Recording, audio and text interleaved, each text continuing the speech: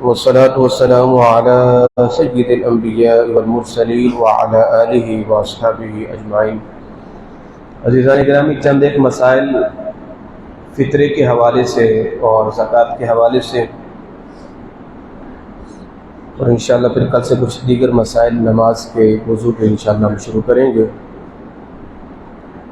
فطرہ جو ہے وہ گھر کا جو سربراہ ہے وہ ادا کرے گا اگر اس کی اولاد بالغ ہے اور وہ اپنے والد کے زیر کفالت رہتی ہے تو ان کا فطرہ باپ ادا کرے گا، اور والد کو اولاد سے اجازت لینا ضروری نہیں ہے۔ ہاں، اگر اولاد بالغ ہے اور ان کا رہن سہن کھانا پینا الگ ہے تو پھر باپ اگر ان کی طرف سے فطرہ دے گا تو ان سے اجازت لے کے دے گا، اگر ان سے اجازت لیے بغیر ادا کرے گا تو ادا نہیں ہوگا۔ اگر بیوی نے شوہر کی اجازت کے بغیر شوہر کا فطرہ ادا کر دیا تو فطرہ ادا نہیں ہوگا۔ ہاں، اگر شوہر نے بیوی کی اجازت کے بغیر فطرہ ادا کر دیا تو ادا ہو جائے گا، اور جو نابالغ اولاد ہے وہ والد کے زیر کفالت ہے تو والد ان سے بھی پوچھے بغیر ادا کرے گا۔ ہاں، جو بالغ اولاد ہے تو بہتر یہی ہے کہ والد ان کو بتا دے یا ان سے اجازت لے کر ان کا فطرہ ادا کرے۔ اچھا جی، اسی طرح جو ہے وہ فطرے کے حوالے سے اعلیٰ حضرت عظیم البرکت الشاہ امام احمد ظاہر رحمۃ اللہ تعالی فرماتے ہیں کہ بہتر یہ ہے کہ عید سے قبل جو ہے وہ فطرانہ ادا کر دیا جائے، عید سے قبل۔ اچھا، اس کی حکمت کیا ہے؟ فطرانہ ادا کرنے سے جو ہمارے روزے میں کمی بیشی ہوتی ہے نا، جو کوتاہیاں ہوتی ہیں، فطرانہ ان کو ختم کر دیتا ہے۔ یعنی روزے کے اندر آپ سے یا مجھ سے کوئی لغو کام ہو گیا، کوئی لغو بات ہو گئی، جو ایسا کام ہو گیا جو روزے میں نہیں ہونا چاہیے، یعنی جو روزے کے آداب کے خلاف ہے، تو فطرانہ جو ہے ان چیزوں کو ختم کر دیتا ہے۔ تو روزہ اس وقت تک معلق رہتا ہے زمین اور آسمان کے درمیان جب تک فطرانہ ادا نہ کر دیا جائے۔ تو اعلیٰ فرماتے ہیں کہ بہتر یہ کہ عید گاہ آنے سے پہلے آپ فطرانہ ادا کر لیں۔ رمضان مبارک سے پہلے بھی آپ فطرانہ ادا کر سکتے ہیں اور رمضان مبارک میں بھی ادا کر سکتے ہیں۔ بہتر یہ کہ آپ پہلے ادا کر دیں تاکہ مستحقین تک آپ کی رقم پہنچ جائے اور اپنے ضرورت زندگی کا سامان وغیرہ لے سکیں۔ اچھا جی، اسی طرح فوت شدہ کا فطرانہ نہیں ہے۔ اکثر لوگ پوچھتے ہیں کہ میرے والد فوت ہو گیا، میری والدہ، تو ان کا فطرانہ نہیں ہے۔ فطرانہ زندوں کا ہے، مردوں کا نہیں ہے۔ ہاں، اگر آپ ان کی طرف سے ادا کر دیتے ہیں تو یقیناً انہیں جو ہے وہ ضرور اس کا ثواب ملے گا۔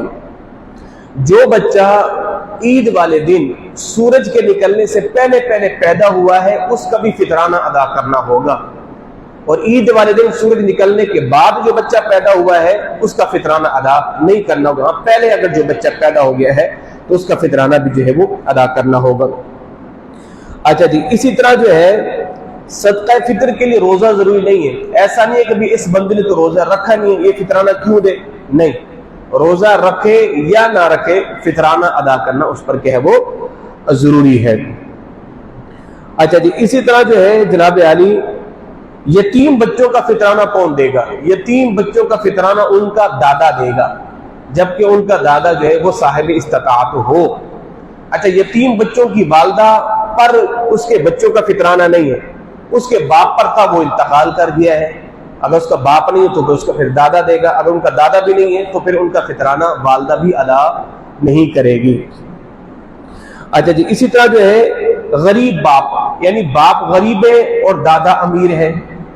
ایک بچہ ہے، اس کے والد کے پاس کچھ نہیں ہے مگر اس کے دادا کے پاس بہت کچھ ہے، تو پھر ان پوتوں کا فطرانہ ان کا دادا ادا کرے گا، اس لیے کہ باپ صاحب استطاعت نہیں ہے، اس کے پاس کچھ نہیں ہے، مسکین ہے، تو دادا جو ہے وہ ان کا فطرانہ ادا کرے گا۔ اسی طرح صدقہ فطر کے لیے اکثر لوگ یہ بھی سوال پوچھتے ہیں کہ جو بچہ ماں کے پیٹ میں، یعنی عورت اگر حاملہ ہے تو کیا اس کا بھی فطرانہ ادا ہوگا؟ نہیں، زندہ کا ہوگا۔ ہاں، اگر اس کی طرف سے بھی فطرانہ ادا کرنا چاہے تو کر سکتے ہیں، اللہ اس کی بھی جو ہے والدین کو برکتیں عطا فرمائے گا۔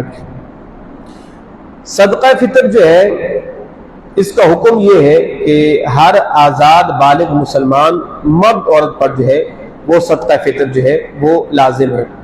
اچھا، اب اسی طرح جو ہے صدقہ فطر کے حوالے سے ایک یہ بھی مسئلہ آپ سماعت فرما لیں. ایک تو عید کی نماز سے قبل ادا کریں، اور جن کی طرف سے آپ دے رہے ہیں ان کو دیں. اور صدقہ فطر ایک بندے کا ایک شخص کو دیا جائے، اس کو تقسیم نہ کیا جائے. مثال کے طور پر جیسے 320 روپے ہے، اب آپ 320 روپے کو 6 غریبوں میں تقسیم کریں، یہ درست نہیں ہے. بہتر یہ کہ وہی ایک فقیر کو اس کا مالک بنا دیا جائے. اب وہ اس کی مرضی ہے، جو بھی اس کو کرے. اب اس کو جی آپ 10 روپے فقیروں کو دے رہے ہیں، یہ درست نہیں ہے. زکوٰۃ کی رقم ہے، اب زکوٰۃ کی رقم جو اپنا لائن لگا کے چرنگی کے اوپر آپ کی تصویریں بن رہی ہیں، لاؤ جی لائن میں لگو، کسی کو 10، کسی کو 20، کسی کو 30، تو اس طرح زکوٰۃ ادا نہیں ہوتی، اور یہ طریقہ بھی غلط ہے. زکوٰۃ کی رقم کسی مستحق کو دے اور اس کو اس کا مالک بنا دے، تاکہ وہ اپنی ضرورت پورا کرے. بھئی ایک مستحق ہے، آپ اس کو زکوٰۃ دیں گے، وہ اپنے بچوں کے کپڑے خریدے گا، گھر کا راشن خریدے گا، وہ آپ 10 روپے جو ہے وہ نمود و نمائش کر کے بانٹ رہے ہیں، یہ کوئی طریقہ تو نہیں ہے. اور بہتر کیا ہے، میں نے حدیث سے بات بیان کی تھی نماز فجر کے درس میں، انہوں نے کیا فرمایا کہ اللہ جن 7 بندوں کو عرش کا سایہ نصیب فرمائے گا نا، ان میں سے ایک بندہ وہ بھی ہے کہ جو سیدھے ہاتھ سے صدقہ دے، الٹے کو خبر بھی نہ ہو. سیدھے ہاتھ سے خبر دے، الٹے کو خبر بھی نہ ہو. تو ہمارے یہاں کیا ہوتا ہے کہ صدقہ دے کر، فطرانہ دے کر، زکوٰۃ دے کر، پھر نمود و نمائش. یعنی میں کئی ایسے لوگوں کو بذات خود جانتا ہوں، ان کی فطرت کے اندر نا نمود و نمائش ہے. جب تک ان کا نام نہ ہونا جناب علی، وہ تو قدم بھی زمین پہ رکھنے کو تیار نہیں. کہ میرا نام نہیں ہوا، میرا نام ہوا ہی نہیں ہے، لوگوں کو پتہ کیسے چلے گا، میرا کالر کیسے اونچا ہوگا. اللہ اکبر.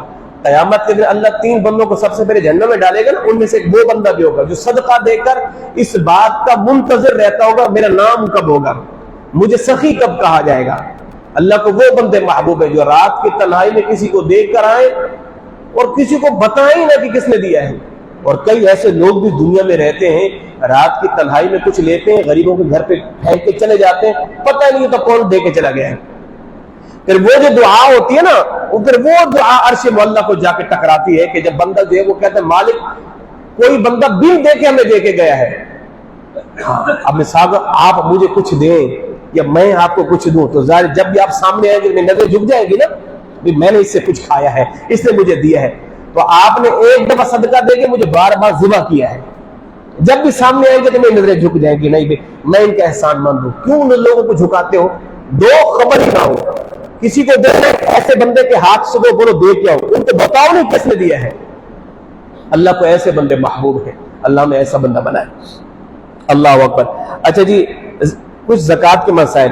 بیوی کے زیورات پر زکوٰۃ ہے، اب وہ استعمال کرے یا نہ کرے، اس کا طریقہ کار یہ ہے.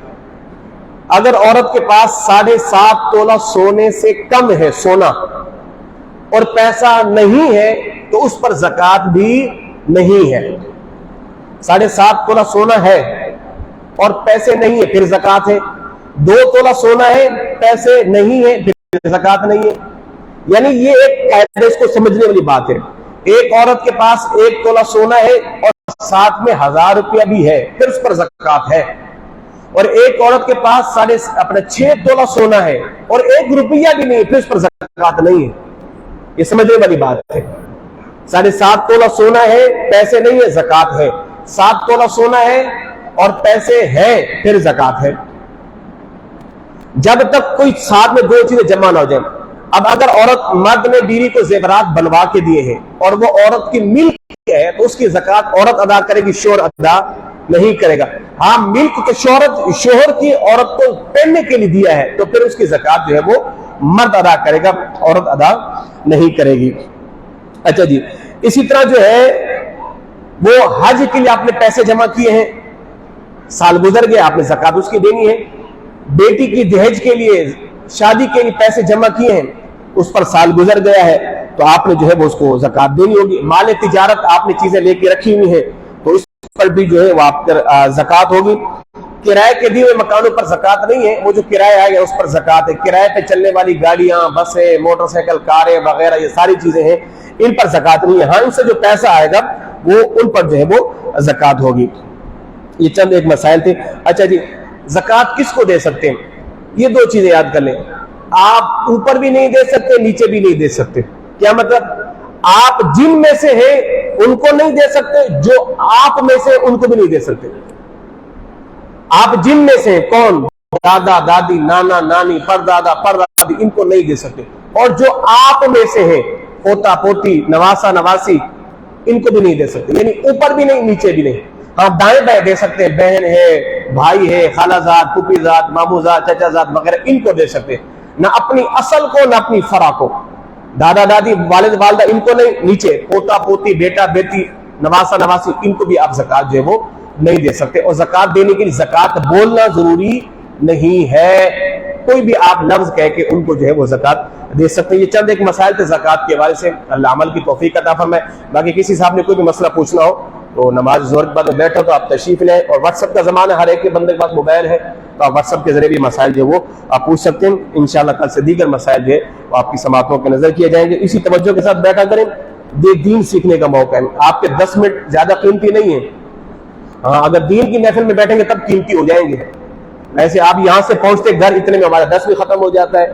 تو جتنی دیر آپ بیٹھ رہے ہیں، مسائل سیکھ رہے ہیں، آپ کے علم میں اضافہ ہو رہا ہے. اللہ ہم سبوں کو دین سیکھنے کی توفیق عطا فرمائے. آمین. اللہم صلی علی سیدنا مولانا محمد.